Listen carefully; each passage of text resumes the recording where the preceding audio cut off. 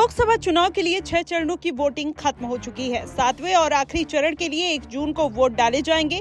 आखिरी चरण के चुनाव से ठीक पहले केंद्रीय गृह मंत्री अमित शाह ने एक इंटरव्यू में कहा कि कई मुद्दों पर उन्होंने अपनी बात रखी और सवालों का जवाब भी दिया। शाह ने यूपी की पूर्व सीएम और बसपा प्रमुख मायावती के साथ साथ बाहुबली विधायक राजा भैया और धनंजय सिंह को लेकर किए गए सवालों का भी जवाब दिया। आपको बता दें, अन्य पार्टियों में पकड़ और जौनपुर में धनंजय सिंह को लेकर उड़े अफवाह के सवाल पर अमित शाह ने कहा कि मैं अफवाहों का जवाब नहीं देता, अफवाह वाले विषय को छोड़ देना चाहिए। वहीं राजा भैया की ओर से सपा का समर्थन किए जाने के सवाल पर शाह ने कहा कि हर व्यक्ति स्वतंत्र है, मायावती बीजेपी के लिए काम करती हैं। इस आरोप पर जब उनसे सवाल किया गया तो अमित शाह ने कहा कि देखिए, इस तरीके की बातें चलती रहती हैं, चुनाव में विशेषकर ऐसी बातें होती हैं। मायावती की पार्टी और उनके विचार जो है दूर दूर तक हमारी पार्टी यानी बीजेपी से मेल नहीं खाते। वहीं अमित शाह ने आगे कहा कि देश की जनता से मेरा अपील है कि 10 साल में नरेंद्र मोदी जी ने इस देश के हर मोर्चे पर आगे बढ़ाने का उन्होंने काम किया है। सबसे पहले 60 करोड़ गरीबों को जो अपने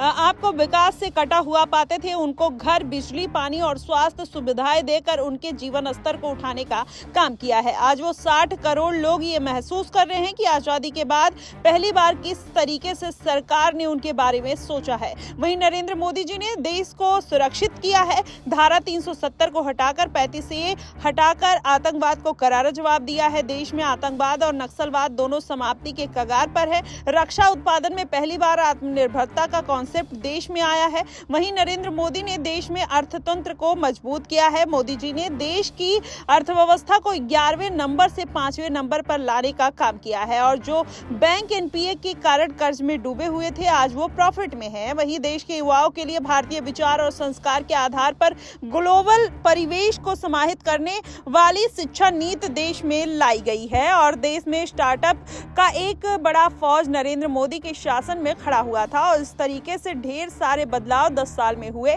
अब अमित शाह इस तरीके से मोदी जी की उपलब्धियों को गिनाते हुए नजर आए। वहीं आपको बता दें, 400 पार के लक्ष्य के सवाल पर शाह ने कहा कि कोई भी पार्टी अपने लक्ष्य को ऊपर नीचे नहीं रखेगी, स्वाभाविक सी बात है, ऊपर ही रखना चाहेगी। वहीं 370 तो हमें जनता ने दे ही दिए थे, इसलिए इस बार हम 400 पार का लक्ष्य लेकर चल रहे हैं। ये विपक्ष की समझ से परे है। हम किसी को खत्म करने के लिए 400 पार का लक्ष्य लेकर नहीं चल रहे, हम आगे बढ़ना चाह रहे हैं। इसका मतलब किसी को खत्म करना नहीं होता है। आपको बता दें, जिस तरीके से 6 चरण के मतदान खत्म हो गए हैं, 1 जून को अंतिम चरण में मतदान होने वाले हैं पूर्वांचल की सीटों पर, जिसको लेकर इंडिया गठबंधन और एनडीए गठबंधन में कहीं ना कहीं घमासान देखने को मिल रहा है। वैसे में देखना यही होगा कि इस बार कौन 80 लोकसभा सीटों पर जीत दर्ज करता है या फिर हिंदुस्तान में इतनी स्टेट में इस बार चुनाव हुए हैं, भारतीय जनता पार्टी क्या वाकई में 400 पार के नारे को पूरा कर पाएगी